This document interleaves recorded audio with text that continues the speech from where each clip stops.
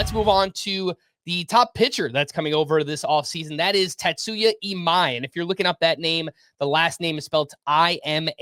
Tatsuya Imai, 27-year-old starting pitcher, was posted on November 18th, just last week. He has until January 2nd to sign. And looking at his career, he's been really good in the NPB over the past 4 years, but he took it to another level this past season. A 1.92 ERA, a .89 whip, over a strikeout per inning. He ranked first in batting average against. He was tied for first in whip. He was second in FIP. He was third in K- walk rate.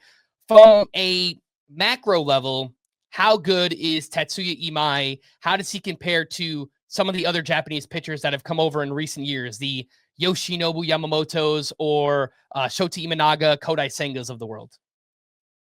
He is around the Kodai Senga tier for talent, but I would say he's more durable. Now, he doesn't have the same resume or peak to warrant like a Yoshinobu Yamamoto comparison, but he clearly has higher upside than, say, Imanaga or Sugano or Kikuchi.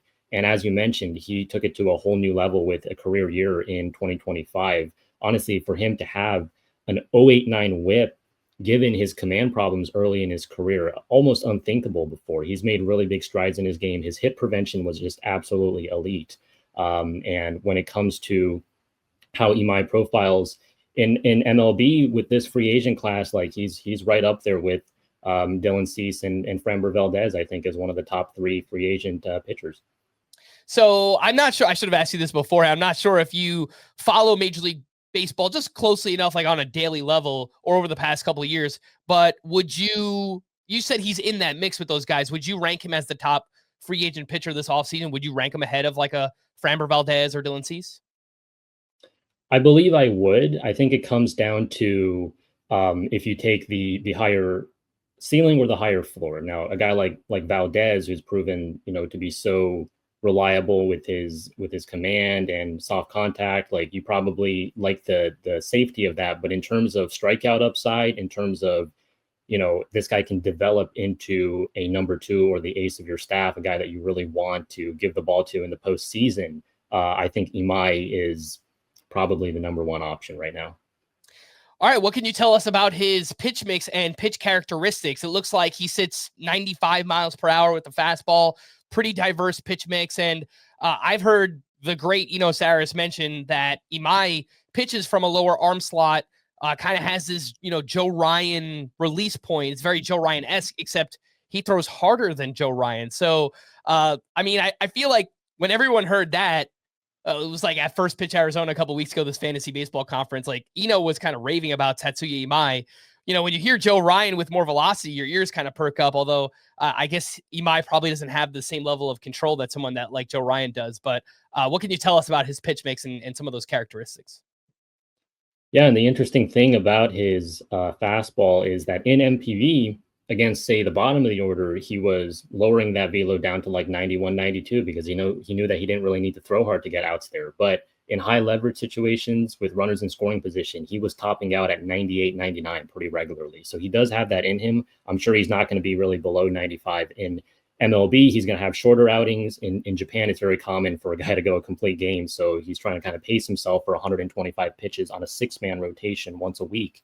But in MLB, if he's doing, just 5-6 innings, then I think he can very much sit 96 plus miles per hour. The vertical break on the pitch is not great, but from that lower slot and then that arm side run he gets on the pitch, it really plays up with that kind of vertical approach angle.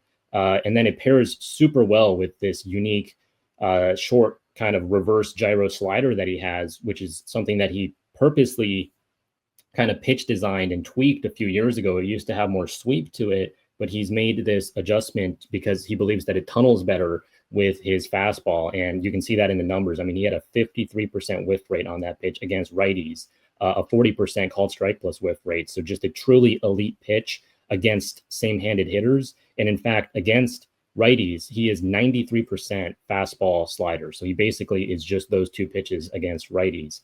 Against lefties, that's where he has to kind of mix and match a little bit, but still he can throw that slider in there. Like it's not something that you can only use against righties. He had a 36% whiff rate and a 38% CSW versus lefties in 2025, which is very good despite the lower usage. And then He has a changeup, a splitter, a Vulcan change that he added late in the year, and then a curveball that's a little bit in the high 70s range. He's probably going to tinker with that a little bit in MLB, but the changeup was a great ground ball pitch for him. He got a lot more comfortable with the splitter. So yeah, I mean, his best two pitches by far are that fastball and that slider, but he made big strides in the changeup and the splitter, and that's really what helped him manage his splits against lefties better in 2025. Yeah, that's exactly where I was going next is, are those pitches good enough to neutralize lefties? But it sounds like, based on what you're saying there, that they got to a level where obviously they were, because, his numbers were so tremendous this past season. Do you buy the improvements that Imai has made with his control over the past 4 years?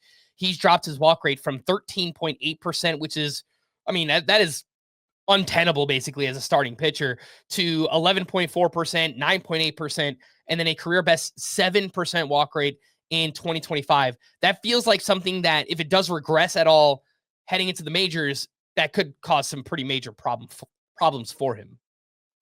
Imai was very much in that effectively wild territory for the majority of his MPB career, but as you mentioned, his walk rate has improved in 5 consecutive seasons and by a pretty wide margin. And I think I buy into it because there's been very clear mechanical adjustments. He's lowered the slot. He's kind of simplified the delivery. And I will say, like I said, the Kodai Senga, he's in that tier of pitcher. Like Senga also had these kind of command issues. Now, could we see it kind of go back up? Absolutely. Like, I don't think he has like necessarily elite command by any means. It's more like just control over command, and just being able to throw more strikes for him was huge. And also, there will be a slight adjustment period with the MLB ball, because the MPB ball has higher seams, it's slightly smaller, and it comes pre-tacked. So a lot of pitchers, including Senga, said it took him multiple months to really get a feel for that pitch. And also Imai got a lot of chase outside the zone, was just getting guys to swing at a lot of balls. That's just based on, how he uses that slider, say, going down and away to righties. So he probably can even increase the zone rate a little bit more. Definitely has it in him, but I would say, be a little bit cautionary about the 7% walk rate. It will probably be a little bit higher in MLB. Yeah, you mentioned that the delivery for him too. When I was watching highlights, super smooth. It just looked like, there was no added movement or anything. It didn't look like a struggle at all. It was just boom, fluid, smooth delivery there for Tatsuya Imai. But based on what you're saying here, maybe the walk rate creeps up a little bit. So for those pitching in, playing in roto or category leagues, perhaps the whip is on a little bit of a higher side there for Tatsuya Imai. What about the innings projection? Is he a workhorse type? Has he dealt with any injuries in the past? If you just had to project an innings total heading into next season, what would you expect from Tatsuya Imai? I wouldn't necessarily call him a workhorse, but he has been very durable in 4 of his past 5 seasons. If you look at his baseball reference, someone might look at 2023 and see a slightly lower innings total, but that's actually because he had a temporary assignment to the minors because he was working on some issues. But he can definitely get into that like 160 inning territory. The main issue with any Japanese starter going over to MLB is adjusting to a 5-man rotation. In Japan, you have your day of the week. You only throw once a week, basically, and you get 25, 26 starts throughout the season.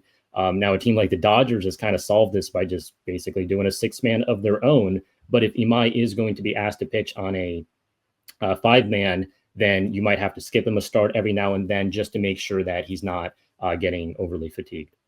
You mentioned the Dodgers there. And one thing I wanted to bring up with Imai is this quote that came out recently where he said he doesn't want to play for the Dodgers. He wants to play against the Dodgers. He doesn't want to join forces with Ohtani and Yamamoto and Roki Sasaki. He wants to face those guys. He wants to beat them. So I hear that and I just think gamer. Like, yes, that's the guy that I want on my team. If I'm a Yankees fan, so obviously like I would love to have him on the Yankees. I don't know if, he'll be within their price range for this offseason, but yeah, that's really cool. And, just thinking about somewhere like the San Francisco Giants, a great environment to pitch in. I think that would be really cool, or Chicago Cubs, something like that. So we'll see where Tatsuya Imai lands this offseason. I asked you a similar question about Murakami, right? If you're just looking at, your baseline expectation, your 50th percentile projection for Imai, is that as a SP3 at the major league level? And then, his 80th percentile. This is like a really good SP2. And then like, if it all works out,